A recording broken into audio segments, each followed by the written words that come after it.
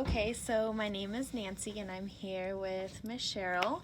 I'm going to have her introduce herself. Hi, I am Cheryl Adams. I'm 62 years old, so I am on the later part of life. Okay, so we'll go ahead and get started. We're just going to do a set of 3 questions today, and then we'll do another set of 3 questions on our next interview. So to start off, what do you think the meaning of family is? I think the meaning of family, the normal meaning of family, if you looked it up in the dictionary, it would probably say, your blood relatives. Your nuclear family would be your mother, your father, and your siblings until you get married, and then it would be yourself and your spouse and your children. Perhaps your parents still in there, as they would be the grandparents to your kids.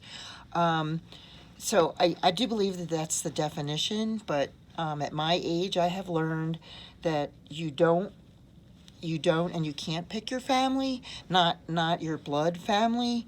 I've been real fortunate, I suppose, that in my youth, I was very close with my parents and my siblings and my grandparents and my aunts and uncles and my cousins. I will put a note in there, though, that I did not have a very good relationship with my father, and I have 2 uncles that realized that, and they stepped up to the plate, and they were father figures for me, and I'm very thankful that they stepped into that role. So as uncles, and both of them are through marriage too. They were my mother's sister's husbands, but they saw that I was not close with my dad, and they stepped up and they became like my adopted father. And in many respects, I was closer to them than I was my own dad. So family is not just confined to blood relatives or your normal father. Both of these gentlemen were not blood relatives to me through marriage. They were my uncles, but they fulfilled the role of father for me. I also realized when I was in the Marine Corps and I was away from my family and I couldn't be physically close to my family became my fellow Marines. That we were all in the same situation. We were all away from our real families, but we became each other's family. So I think that family is not necessarily limited to blood relatives. And it might be that you're not close with your family for whatever reason, but you can pick other people, friends, to be your family. Mm-hmm. So a family isn't necessarily limited to a blood relative, because you cannot pick your family in that respect, your blood relatives, but you can pick people who would be in the role of a family member because of how much they care about you and how much they love you, and the fact that they're actually in your life, whereas your blood family may not be. I love that. I feel like I have a lot of friends that I consider family just because I've known them forever, and even their grandparents, I see them more as grandparents because I wasn't really that close to my grandparents. So I definitely agree with you on that. What do you think the meaning of age is? I think that's another one where, if you looked it up in the dictionary, it would say that age is your date of birth. I am 62 years old according to my date of birth.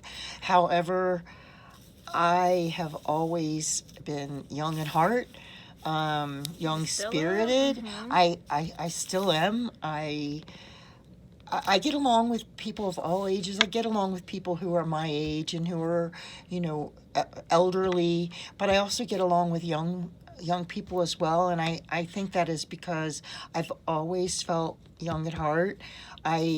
One of my younger friends once told me that because I really feel like in my heart I am between ages the age of 25 and 30, and somebody told me that that was my spirit age. I love that.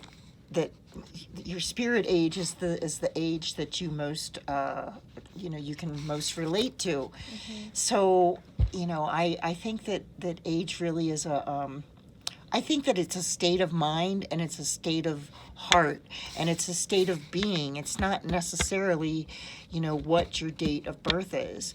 And like because I've always felt young in heart, some people have questioned me, like, why don't you act your age? And I'll proudly tell them, I don't ever want to act my age. I don't want to act 62. And I think in part I get that from my grandma. My grandma was 92 when she passed away, but she was still dressing up in a Halloween costume, even just to answer the door for the trick-or-treaters. New Year's, she would go outside and bang pots and pans, the way you do when you're young. She would even put on her bathing suit that probably was right out of the 50s, and she'd get in the swimming pool. She wouldn't really swim or anything, but she would get in the pool. One of the things, like my grandma, 6 months before she passed away at age 92, her great grandson had a birthday party, and it was a fireman themed party. And my grandmother, along with all these kids that were 5 years old, got on the fire truck and rode the fire truck around the neighborhood, because my sister had donated $100 to the volunteer fire department for them to come take the kids on a fire truck, and so I think I'm genetically wired to be, like my grandmom. And I would say that my grandmom's 3 daughters, my mom included, were very much like that as well. They were young at heart. So I am proud to say that I don't act my age, and I don't ever really want to act my age. I am young at heart. I'm young spirited. I'm very, very proud of that. Now, that's not to say that I'm immature. I think there's a difference between being immature and not acting your age, and being young at heart. On a professional level, I feel like I act my age because of my experience and my worldliness and, my work ethic and all of those things that I bring to the job with me. But I still like to have fun, and I still like to put a spin on my job, and, and goof off and tell jokes and be silly and stuff like that, because that's all things that young people do. And I'm afraid that too many old people, they forget what it's like to be young, and there's total joy in being young. So age, to me, it is not a date. It's not your date of birth. It's not something that's on paper. It's a state of mind. It's a state of heart. It's a state of spirit. I love that. And therefore, I'm ageless. I love that. I want to be ageless forever too. Okay, and then to end off our interview, what would be the 3 most important lessons that you've learned in your lifetime? This is probably easy for me. Now, if I were to really think about it, I probably could come up with many, because, I am older, and I've had a lot of different lives within my own life. But my mother taught me some really, really wonderful life lessons.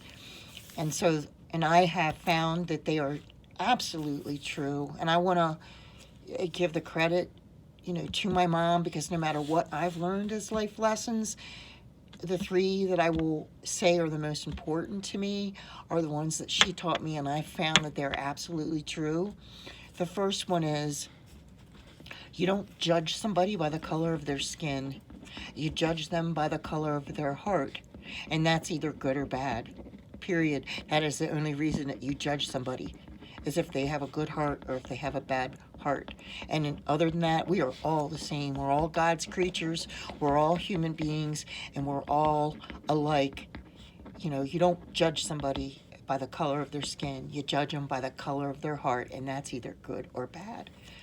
A second life lesson would be, no matter what job you do, do it to the best of your ability.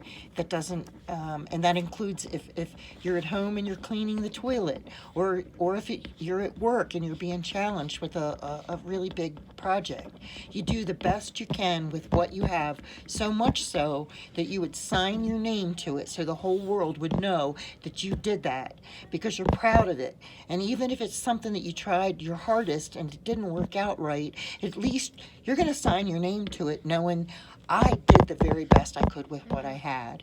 And it's really important, and it doesn't matter if it's something no one will ever see, like cleaning your toilet, or if it's something everybody will see at work. You do the best you have with what you can and be willing to sign your name to it because you're proud that that's what you did. I guess a third life lesson, and this one's kind of simple, and I've totally found that it's true.